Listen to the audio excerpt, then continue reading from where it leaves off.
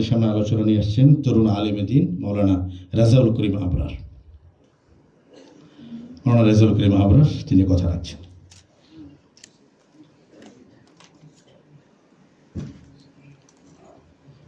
বিসমিল্লাহির রহমানির রহিম নাহমাদুহু ওয়া নুসাল্লি আলা রাসূলিহিল কারীম আম্মা বাদ।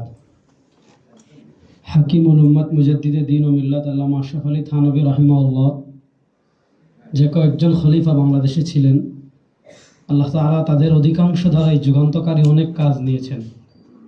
তার একজন খলিফা আমাদের বাংলাদেশে আমরা যাকে সদর সাহেব বলি, আল্লামা শামসুল হক ফরিদপুরি রাহিমাহুল্লাহ। তার আরেকজন খলিফা আল্লামা মোহাম্মদুল্লাহ হাফিজ হুজুর রাহিমাহুল্লাহ। তার আরেকজন খলিফা আল্লামা আথর আলী রাহিমাহুল্লাহ। আল্লামা আথর আলী রাহিমাহুল্লাহকে যদিও আমার দেখার সৌভাগ্য হয়নি, সুযোগ ছিল না, কিন্তু খুব ছোটবেলা থেকেই আমরা তাকে অনুভব করেছি।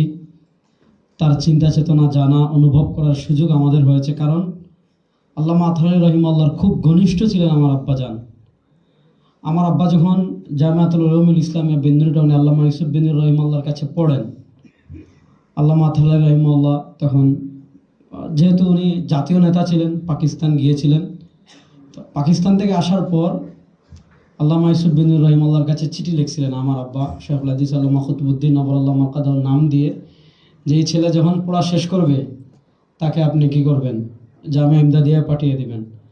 তো আমি যতটুকু আমার মনে পড়ছে 1956 অথবা 57 সাল থেকে 1971 সাল পর্যন্ত, অর্থাৎ স্বাধীনতার আগ পর্যন্ত এই দীর্ঘ সময় আমার আব্বা আল্লামা আথর আলী রাহিমাহুল্লাহর কাছেই ছিলেন, খুব আদরের ছিলেন।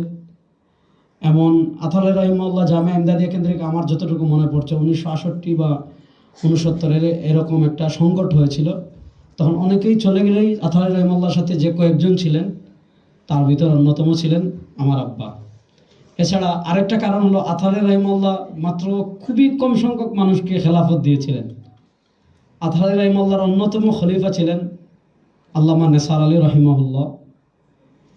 অর্থাৎ আথর আলী উনি এত বড় মাপের বুজুর্গ ছিলেন। আথর আলী রাহিমাহুল্লাহ নিজে বলেছেন যে তার খলিফার ব্যাপারে তিনি নিজে বলেছেন যে তাসাউফ শাস্ত্রে আহমদ কবির রেফাইর যে মাকাম, সেই মাকাম হলো নেসার আলীর। অর্থাৎ এমনও হয়েছে, এই চিঠিগুলো আমার দেখার তৌফিক হয়েছে, অর্থাৎ আথর আলী রাহিমাহুল্লাহ যখন জামিয়া ইমদাদিয়া কেন্দ্রিক বা কোনো কেন্দ্রিক যখন কোনো সংকট তৈরি হতো, তখন তিনি দোয়া চেয়ে তার খলিফা আল্লামা নেসার আলী রাহিমাহুল্লাহর কাছে চিঠি লিখতেন।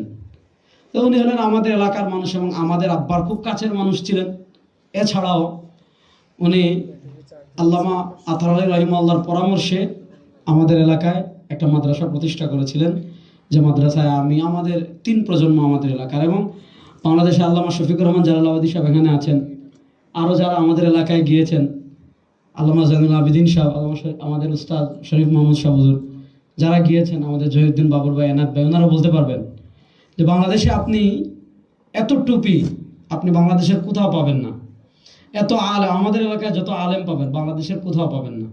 আমাদের এলাকায় যতজন, শুধু এটা বাদ দেন, আমাদের গ্রামে যতজন শেখুল হাদিস পাবেন, বাংলাদেশের এমন বহু জেলা আছে, শুধু আমাদের গ্রামে তালবাড়ি গ্রামে যতজন শেখুল হাদিস আছেন, তাও সিলেটের বিখ্যাত বিখ্যাত মাদ্রাসা, আপনি অন্যান্য এলাকায় গিয়ে পুরো জেলায় হয়তো এতজন পাবেন না। এত আলেম তৈরি হয়েছে। এটা শুধুমাত্র একমাত্র আল্লামা আথর আলী রাহিমাহুল্লাহ নেক তাওয়াজ্জু এবং তার দোয়ার ফসল। তো আল্লামা আথর আলী রাহিমাহুল্লাহ আমাদের এলাকায় তিনি প্রচুর যেতেন এবং আমার দাদিকে তিনি খুবই সমীহ করতেন, তার থেকে মাঝে মধ্যে দোয়া নিতেন। আমার নানা ছিলেন শেখুল আরবি ওয়াল আজম সৈয়দ হুসাইন আহমদ মাদানী নফরুল্লাহ মারকাদাহুর খুব কাছের মানুষ ছিলেন।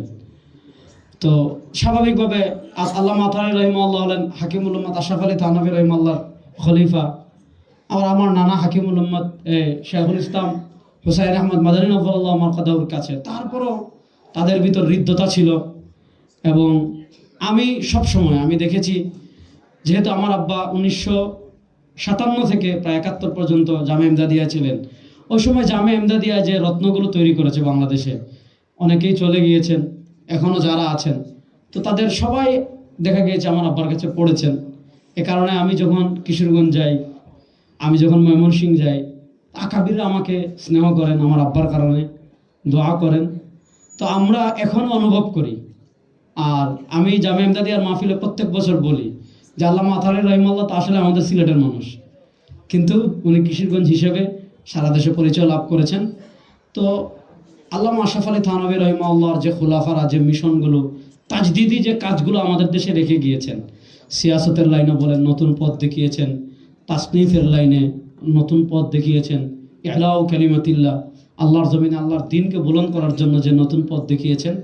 আমরা যারা তরুণ আছি, আমাদের উচিত হলো আমাদের আকাবিরা যে পথ এবং মতকে রেখে গিয়েছেন, সেই পথ এবং মতে আমাদের চল। আল্লাহ তাআলা আমাদের সবাইকে কবুল করুক। আসসালামু আলাইকুম ওয়া রাহমাতুল্লাহ।